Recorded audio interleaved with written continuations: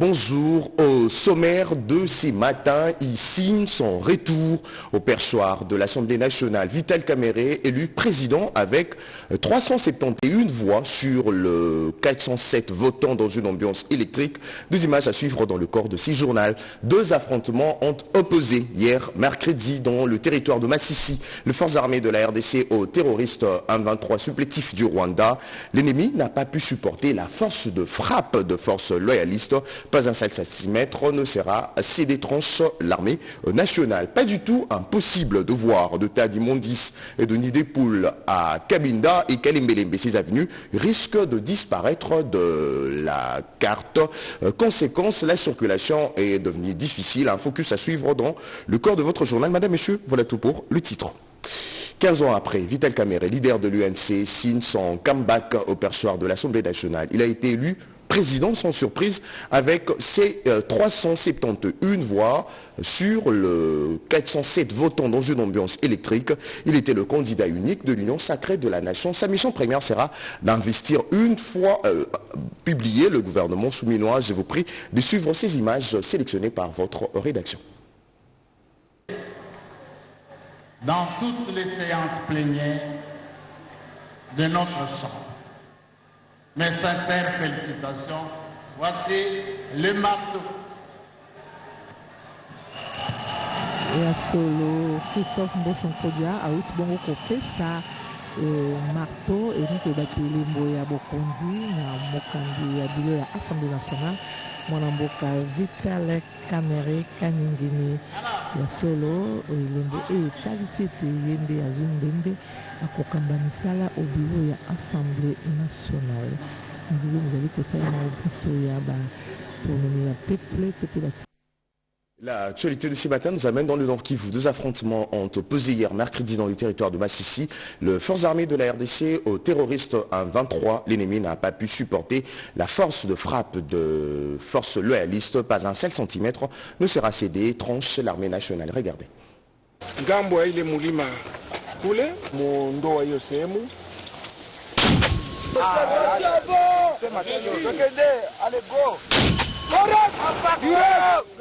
4 heures du matin, de Nyamubingwa, dans les hauteurs de la chefferie des Baoundé, groupement Mufuni-Shanga. Les forces armées de la République démocratique du Congo se tuent à la tâche. Ils poursuivent la coalition M23 AFC RDF qui a élu domicile. Sous le feu, la coalition lance des bombes à l'aveuglette et comme d'habitude vise les civils qui s'en plaignent. 4 heures du matin, avons écouté des crépitements de cartouches et de bombes en provenance des terroristes M23. Il y a une bombe qui est venue et tombée entre la population. Demandons à l'État congolais de s'imprégner dans ce dossier avec force et avec énergie. Car nous, population, nous manquons quoi faire et nous manquons comment faire. Il faudrait que le gouvernement congolais cherche comment chasser ces terroristes. Ce sont les bananeraies qui ont été touchées. La bombe est tombée juste ici en bas. Il y a même des tôles qui ont été détruites. Nous étions assis chez nous à la maison, nous avons entendu une bombe tomber. Après, nous avons regardé, nous avons vu qu'il y a de la fumée. Mais chez nous à la maison, il y a des éclats qui sont tombés, qui ont failli nous tuer. Mais Dieu merci, nous sommes en vie. Sans relâche, aux côtés des volontaires pour la défense de la patrie, VDP en sigle, les FARDC récupèrent des collines, notamment Mema, Bitonga, Kaniro, Kasake, comme le renseigne le colonel J.K. Kaiko, porte-parole de l'armée au Nord Kivu.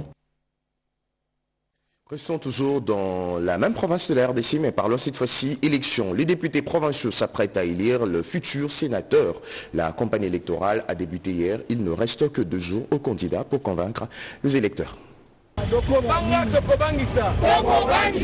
La campagne sénatoriale en province du Nord Kivu a officiellement débuté ce mercredi 22 mai 2024 devant les élus provinciaux réunis en séance plénière. Il a été question pour les candidats sénateurs de présenter chacun son projet de société et pour ce premier jour, 10 candidats à la sénatoriale ont dévoilé leur vision pour l'avenir du Nord Kivu.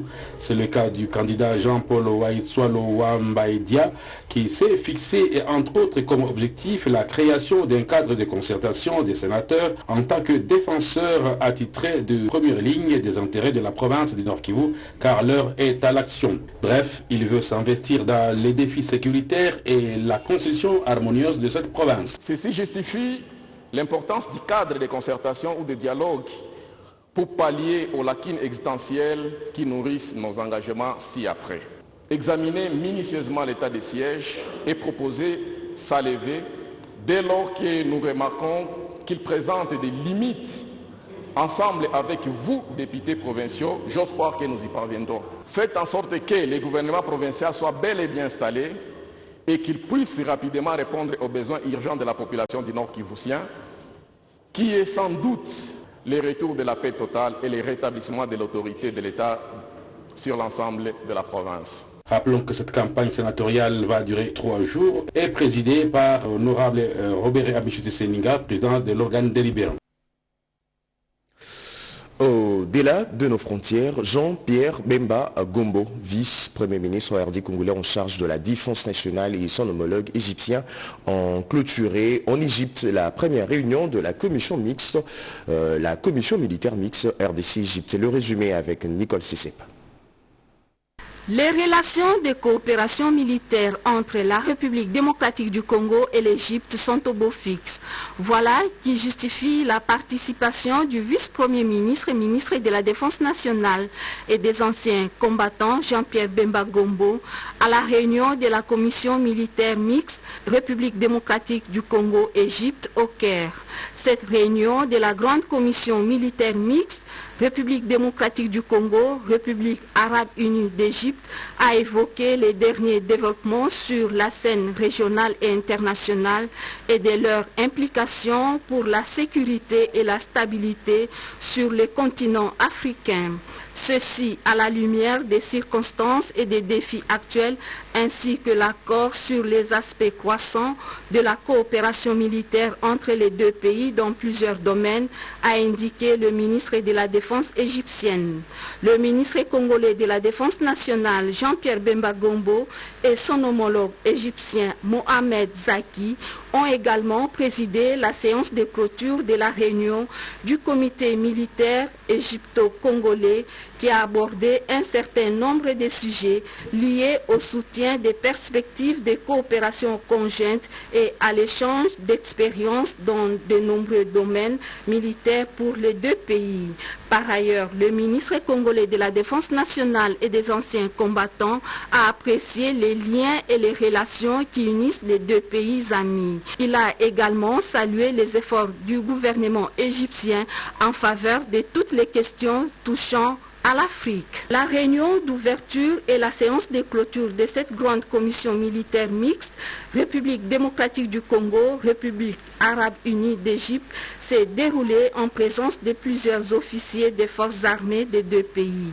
Bien avant, Jean-Pierre Bemba Gombo s'était rendu à la place du soldat inconnu et au mausolée du président El Sadat où il a déposé des gerbes de fleurs.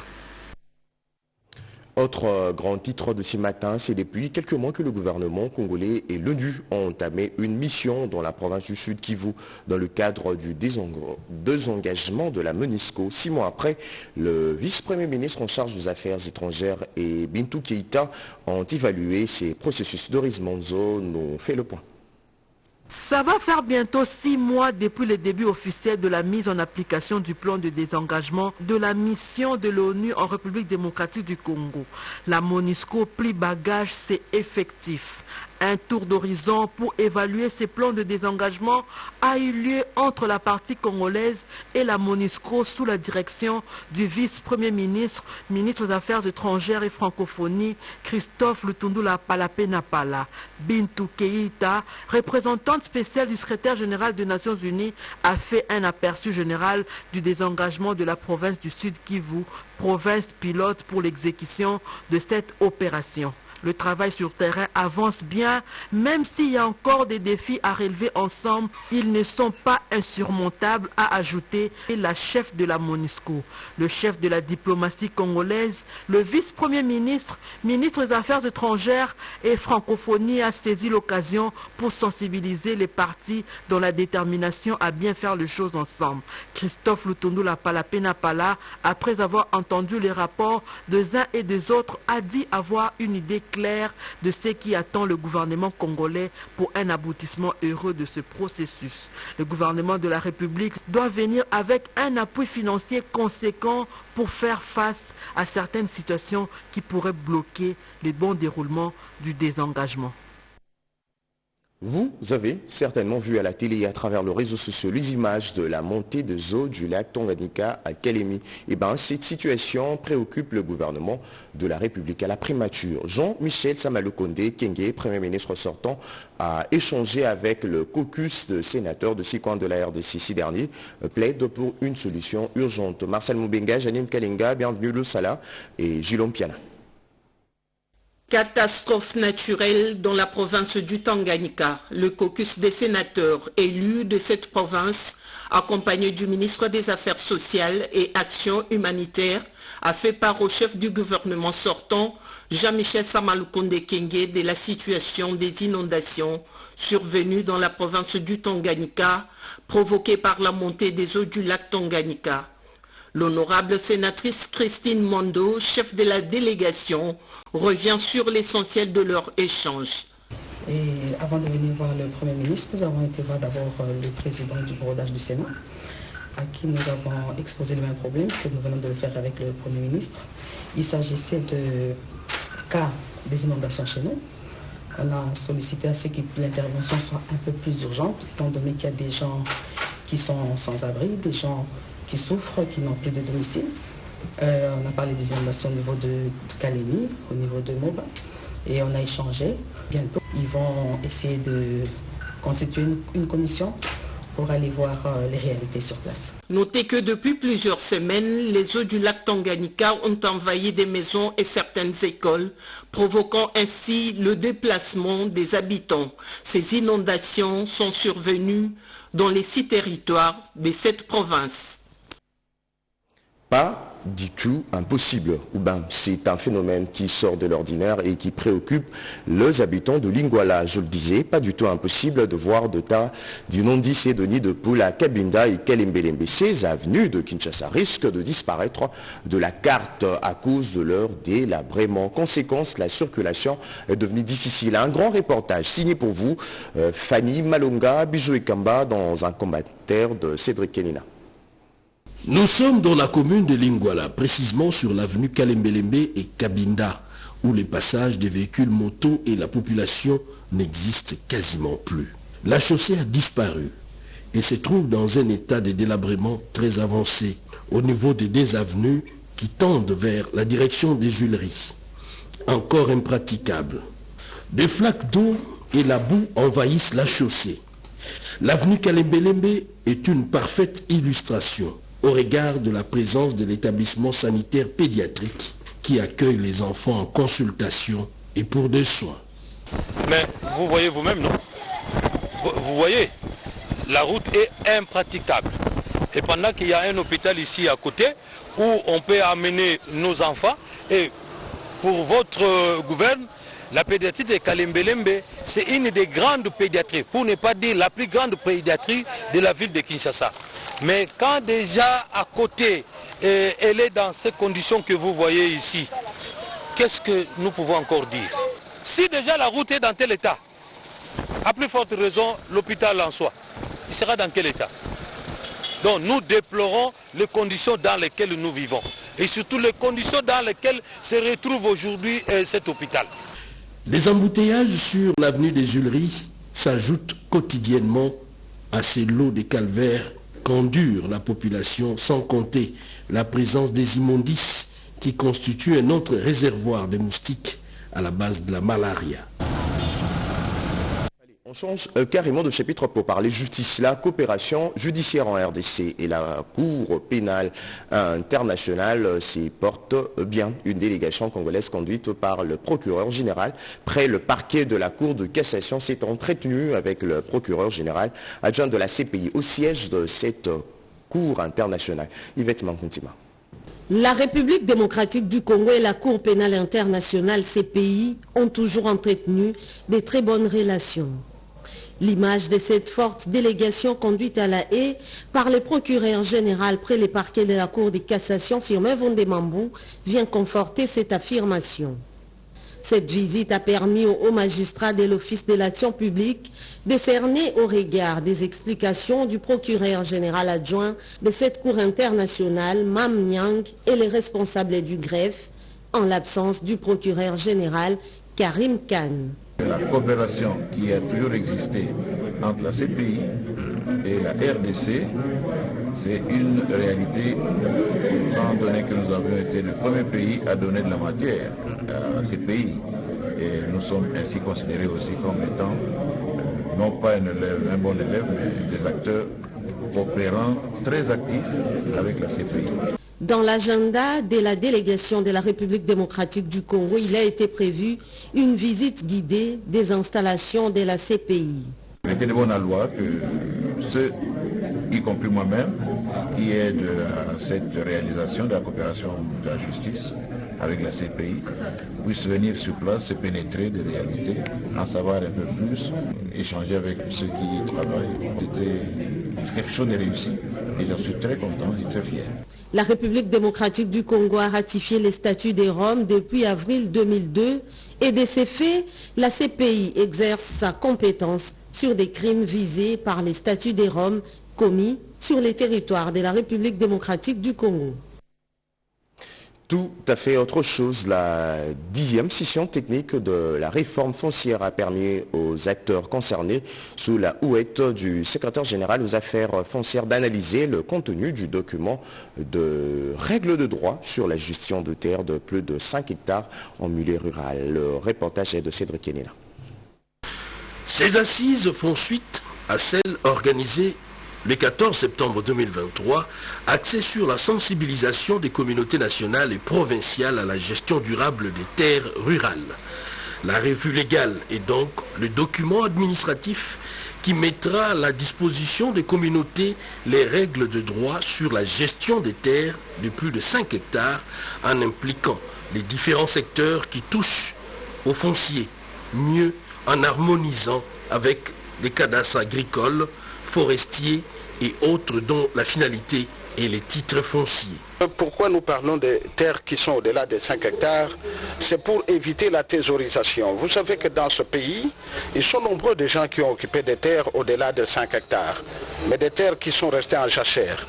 Donc des terres au fait qui ne servent à rien pour le compte de l'État congolais ou de la République.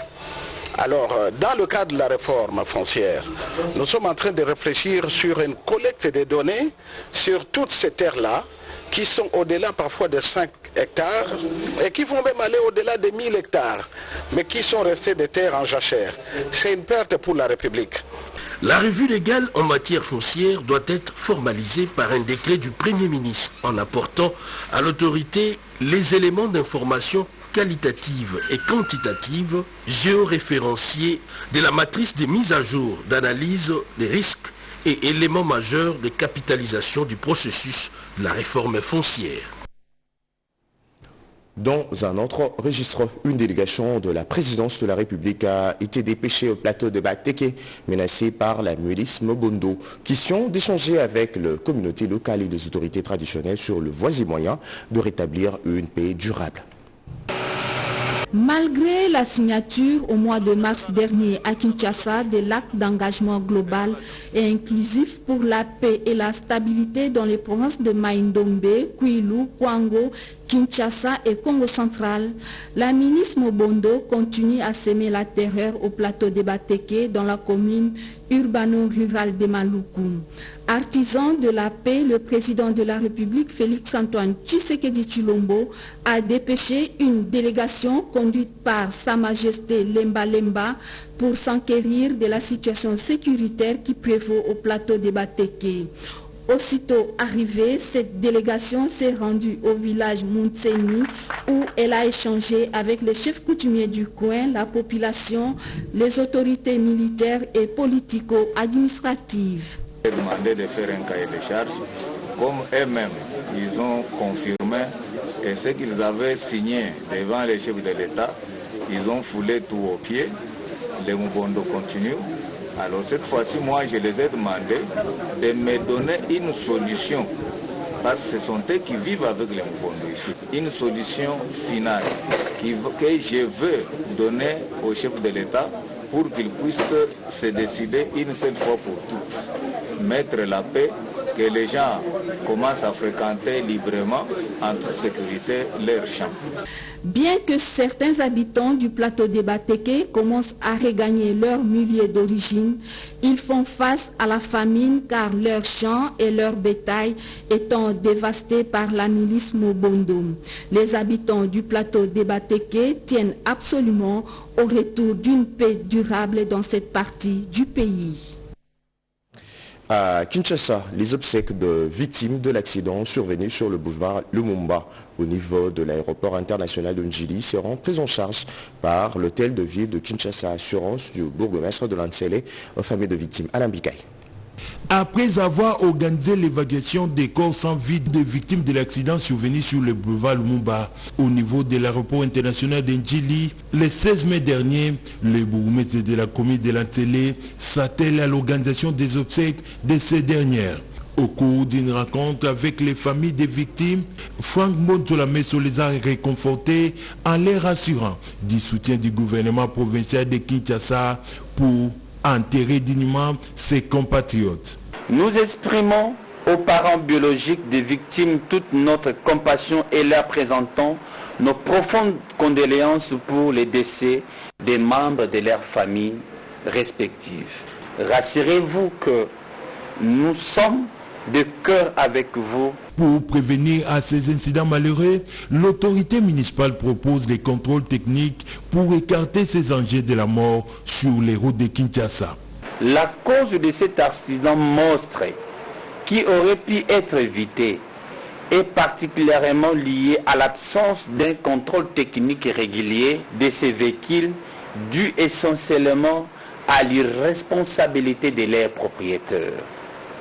De ces faits, nous n'aménagerons aucun effort pour que de mesures idoines interdisant la circulation la journée dans le périmètre de notre commune de ces remorques qui causent la mort.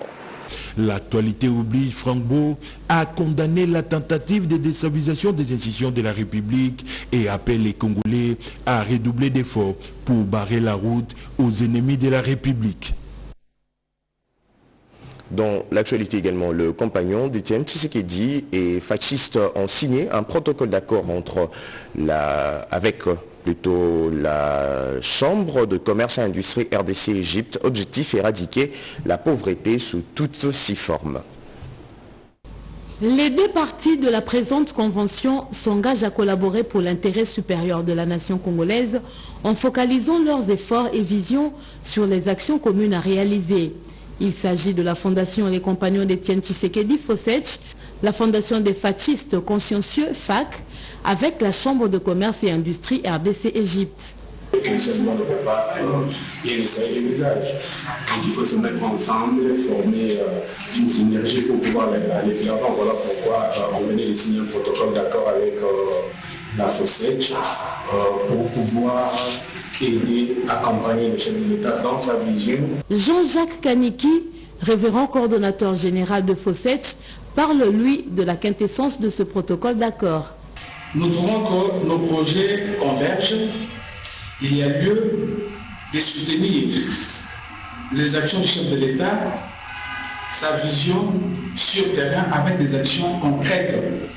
Le chef de l'État avait dit qu'il va créer des millionnaires. Qui vont l'aider à créer ces millionnaires? Qui vont l'aider à éradiquer la pauvreté? Nous sommes là, nous lançons tous dans ce combat pour promouvoir le bien-être social de la population congolaise. Signalons que la FAC veut absolument appuyer sans faille les actions du chef de l'État, Félix-Antoine Tshisekedi, et les projets socio-économiques du gouvernement liés à la création des emplois, à la promotion de la jeunesse et de l'entrepreneuriat. Cela en harmonie avec Fossetti.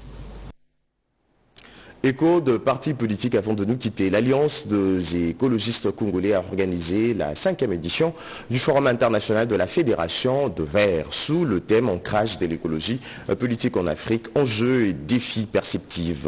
Ricardo Bambeka. C'est une 5e édition, une grande messe à laquelle prendront part tous les écologistes africains. Ce congrès va consister à quoi? Nous allons d'abord modifier notre charte, apporter les amendements. Ensuite, nous allons élire un nouveau bureau exécutif de cette fédération. Et de 3, nous allons débattre de problèmes actuels, entre autres sur l'ancrage de l'écologie politique en Afrique. Didas Pembe Bokagia est le président national de l'Alliance des écologistes congolais AECO, les Verts, parti politique congolais organisateur de ces assises. Les présidents des partis politiques africains, qui d'ailleurs d'autres sont empêchés, ils nous suivront par vidéoconférence. Nous aurons la présence également des observateurs du Global Grid, c'est-à-dire là où sont regroupés tous les Verts du monde. Il y a les observateurs également de Green Forum, qui est une grande organisation suédoise qui est là pour la promotion de l'écologie, particulièrement dans nos pays africains. L'un des grands objectifs sera également de faire triompher l'écologie dans la gestion quotidienne de pays africains, ainsi que de la révalorisation du bassin du Congo. Rappelons que la 5e édition du Forum international de la FEVA sera aussi, pour le membre, une occasion de reviser la charte de la structure et la mise en place du nouveau bureau exécutif de la FEVA. Madame, messieurs, voilà tout pour ce matin. Prochain rendez-vous à 13h30 de Kinshasa avec Aimé Ndaya. C'était un journal.